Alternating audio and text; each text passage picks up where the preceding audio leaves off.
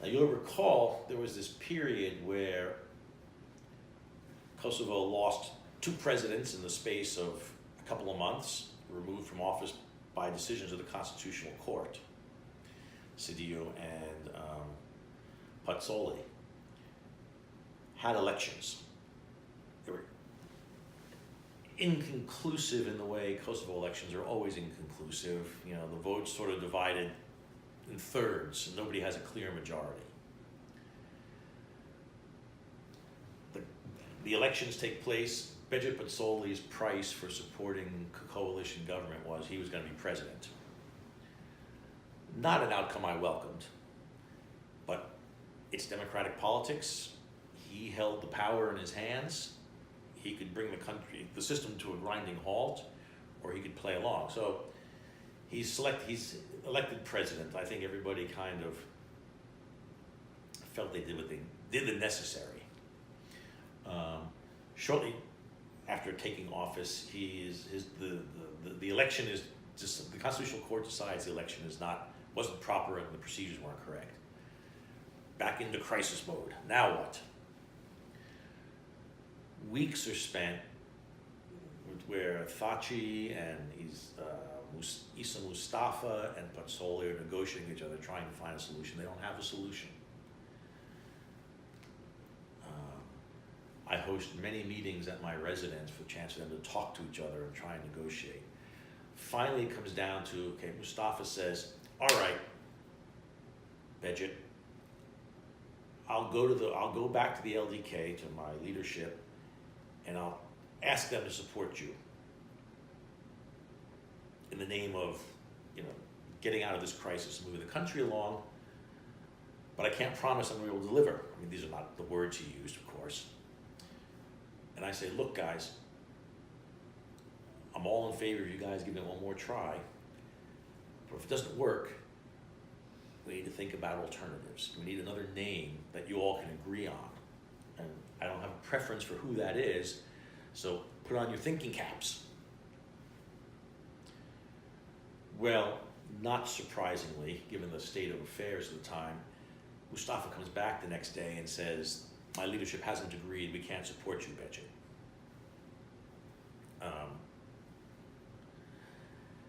And I say, all right, well, like I told you, we're going to propose names then.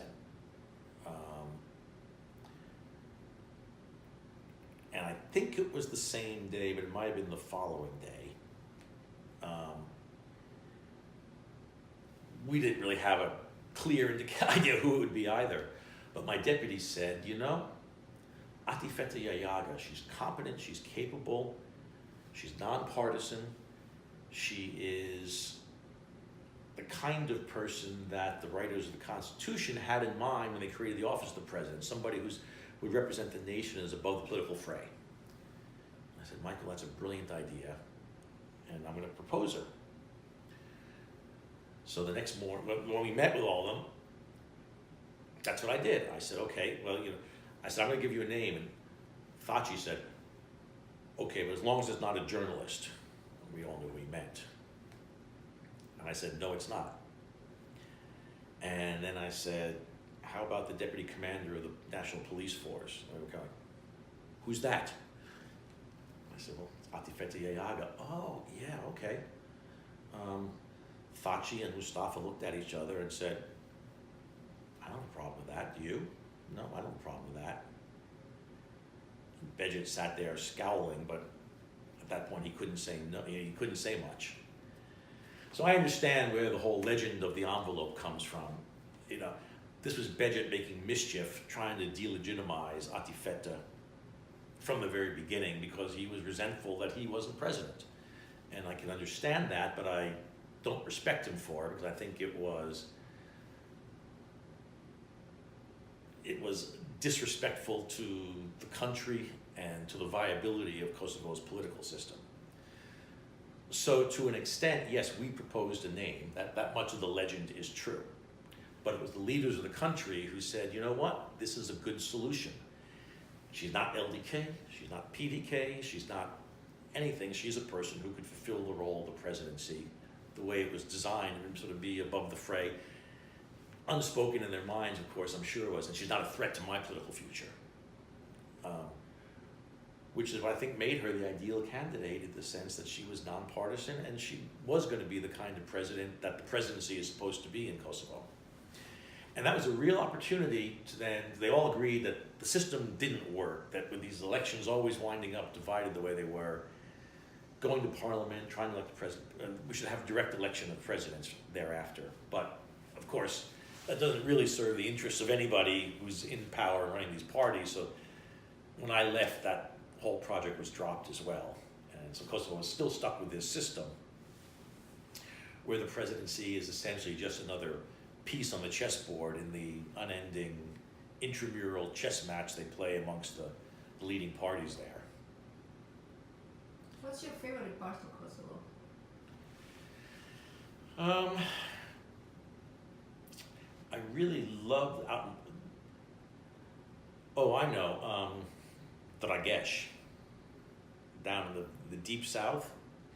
I love the Rogova Gorge, it's beautiful. Prizren, of course, is special. But my connection to Drageš is personal. My father-in-law comes from the same ethnic group as those people. He was born in what is today Serbia, but was then Western Bulgaria. And they speak, their dialect is the same. And so I went down there, and I could actually speak to the people down there in Bulgarian, and we understood each other. And it's spectacular mountain scenery. I've never had better fresh yogurt, just off the mountainside out of the sheep in my life. I think it's an amazing, sort of magical, special part of the country. The Gorani. The Gorani, right, the Gorani. And what was your best memory of Kosovo? That's hard to say. There were so many good ones. So many exciting times, so many satisfying times, fun times. When you're a diplomat, it's hard sometimes to feel you're making a difference. I mean, diplomacy is by its nature slow and patient and indirect. And in a place like Kosovo, where America does have an outsized role, you get a chance to sort of make so many things better. And a big part of that, if you're the ambassador, is empowering your staff. Like this is what I was just describing is especially true for the more junior officers who often spend years either issuing visas or writing cables that nobody reads. Well, for them to actually go out and be interacting with senior politicians, negotiating, helping move the ball forward, was a great experience for them. And it's satisfying as a manager because you feel like you've really done something to help them learn and get to foster their professional growth. I don't know. I really couldn't put I'd have to think longer than you want the tape to run on what was my absolute favorite experience there. I've already mentioned a few of the things that were very satisfying. Seeing that the Serbs could be brought back into the process. If you treated this as retail politics, not ethnic politics.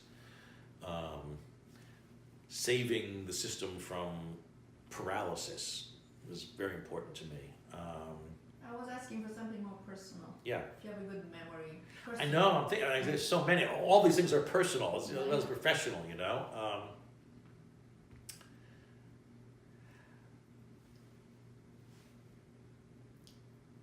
I don't want to tell you that, so that just sounds like egotistical.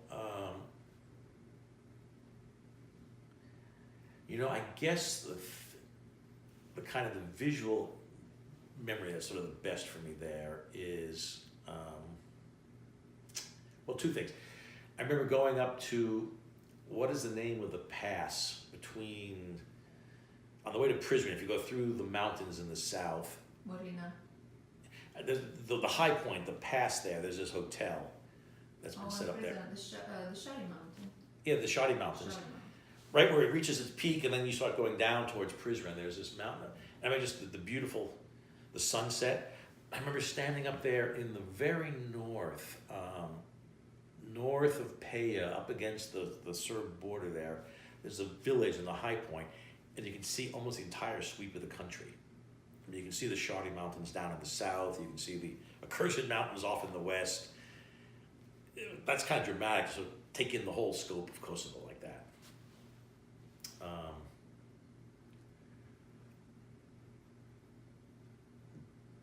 had fun memory of Eliza Dushko showing up. Fadil Barisha calls me at 10 o'clock at night and said, "What are you doing?" And I said, "Well, actually, I'm getting ready for bed." "Well, look, I'm here with Eliza Dushko." And she was. But okay, why don't you come down and see us? And then winding up going to a disco with her and her boyfriend at the time, who was a former LA Lakers guard, nice man, and going to this discotheque and like just the enthusiasm of the Albanians there. They were very excited to see her because she was better known to them than to me at the time. Very exciting. There's so much energy in the room, all those young people and all the excitement that this famous Albanian who had done well in the world come back. This is all pre, I'm getting it right now. I'm trying to make myself sound like I'm culturally hip, and I'm not. Rita Ora, Dua Lipa had really hit the big time. She was one of the big Albanian names in the West. It's a very fun memory.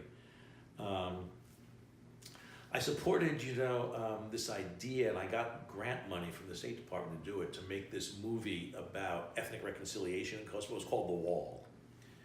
And it was about, The Walls, but about, it was meant to be a soap opera designed to get people talking about the conversation. So it's Romeo and Juliet set in Kosovo, where an Albanian boy falls in love with a Serb girl whose families were divided by the war, and this kind of a story. And getting that made and seeing it aired was a really sort of satisfying personal moment, because I was so deeply involved in the project. Unfortunately, it aired, I think, during the European Football Championship, so it never got as much attention as I thought it was well done, as it deserved. But so I don't know. I know there's so many good memories. So I think it was my most, maybe not be my favorite tour in the 9 or 10 that I did in the Foreign Service. It was certainly the most satisfying. After now we're coming to the post-Kosovo. You left Kosovo. You went to do something else completely, or? When I left Kosovo, I went on to another Foreign Service assignment. I went to be the Deputy Commander of the U.S. Africa Command, which is based in Stuttgart.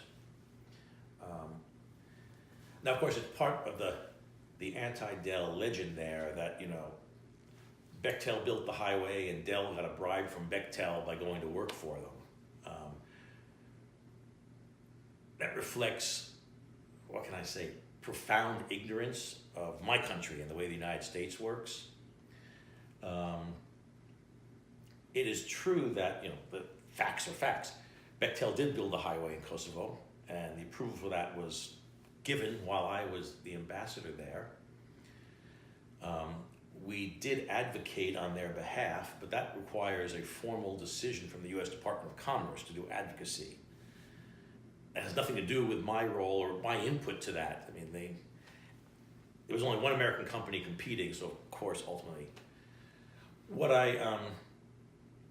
and Bechtel won that competition, not because of my role, but Hashim Thaçi had seen what Bechtel had done in Albania and what they had done in Croatia, and he wanted that quality of infrastructure for his country. But, can't blame him for that. He saw what good looks like and wanted the good for Kosovo. But of course, on any project of that scale, in a country like Kosovo, where trading in rumors is always, the national pastime, it had to be, something else has to explain, the fact that Bechtel submitted the lowest bid can't explain why they won the contract. It has to be something more. So of course, who is the most important person in the country? The American ambassador. Well, he must have made it happen. In fact, I didn't have to do anything. To this day, I don't know what that contract was worth, because they never showed me the contract. Peter Feith was furious that I wouldn't give him the contract for him to read. Well, it's actually against American law to share proprietary corporate information. I was told by Hashim Thaçi that Feith had taken money from the Austrian competitor Strabag to advocate on their behalf. And I was, Hashim, that's not true. I was naive, I think. Hashim, that's not true. He's the European Union representative, it's a European company. He's advocating for them the way the American advocates for an American company. This is what diplomats do, it's commerce and trade. I subsequently came to find out I was naive. And I think that's part of the storytelling, has fed the storytelling since those days. Strawback was indeed spreading money around Kosovo, trying to win the contract. And my job wasn't to persuade Hashim to go with an American company. My job was to keep all the people who were trying to get a piece of the action away from the money. And there were many in the Ministry of Transport and elsewhere in Kosovo who were busily trying to make money out of this deal, including all the people who had bought land along the original route through the tunnel through the mountains. And when Bechtel came up with this proposal to build around the mountains and save them $500 million, their investments suddenly weren't worth very much. What happened in the course of this was a senior manager at Bechtel, several of them said, wait a minute, they've just discovered natural gas in Mozambique. It's a country we don't know anything about. We know somebody who knows something about Mozambique. And we're not going into a country like Mozambique blind to what's going on there, the politics. We have to understand it before we start taking risks there. So they came to me about a week before I left the country, before I left Kosovo, and asked me if I would ever consider working for a company like Bechtel. I said, well, sure. I mean, come back to me, give me a description, make me an offer. Well, that didn't happen for a year. I mean, I never know why it didn't happen faster, what was going on, but anyway. So I went off to Germany for a year and spent my last year in the Foreign Service working on African affairs again, which, of course, was important because I still knew things about Africa, and I knew more about Africa than when I'd started that, and I think I had some value to offer to Bechtel at that point in terms of my Africa experience. But the idea, of course, that had been promoted by Peter in his writings and others, the haters are going to hate in Kosovo, was, of course, this was a quid pro quo. I get you the highway, you give me a job. I mean, I know what they're all thinking, and you can't disprove a negative, but as I say, it reveals a profound misunderstanding of how American government works, about how seriously American companies take the Foreign Corrupt Practices Act, which can ruin a company, can be devastating. And about, ultimately, once again, about Kosovo's place in the world. The contract in Kosovo, whatever it was, I don't know, ultimately $1 billion or something spread over 4 years, to a company like Bechtel is small change. And it's not worth risking the company, it's not worth risking going to jail for the Foreign Corrupt Practices Act to do some kind of a deal just to build a highway in Kosovo. I mean, Bechtel has $40 billion a year in revenues. It doesn't need to, engage in dirty practices to win a small highway job in a place like Kosovo. Nothing I say is ever going to convince those people. I know it's all going to be excuse making, but I've never worried about it so much because I know what happened and my conscience is clear about it. And anybody who wants to go talk to the Bechtel lawyers can look at the investigation of the whole thing that they did just to be sure that everything was on the up and up. So it was Stuttgart and Mozambique again? So I went back to Mozambique for Bechtel as their you country left the manager. Foreign Office. I retired from the State Department. And one of the things you have to do, the minute they came to me and asked me if I'd ever think of working for them, is I had to recuse myself from any further involvement in anything to do with Bechtel in my official capacity as a government official. So I did that. You formally say, they've approached me, they've made me a job offer, and I'm therefore recusing myself and delegating to my deputy. It's just like Jeff Sessions in the Russia investigation, right? I can no longer be involved in this because I have an alternate set of interests. I mean, as I say, I left within a week or two anyway, so nothing ever came up. I mean, at that point, the highway was already well under construction, so it didn't matter in the least. But. And from Mozambique, you're back here. And from Mozambique, I'm back here. So you're now retired? No, not entirely. I'm doing a couple of things part-time. I work with a small boutique investment bank that invests in power projects in Africa, representing them here in Washington.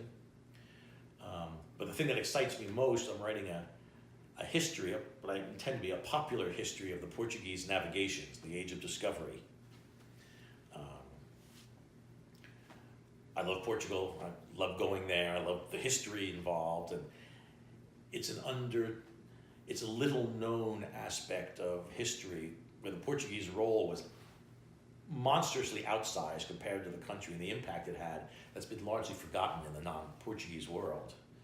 And so I want to write, say, a popular history that kind of, sells a few copies and brings some of that story back to the light of day. That's interesting. Okay, is there anything you want to add that I... No, that's fine. Well, thank you so much. Thank you, Anna.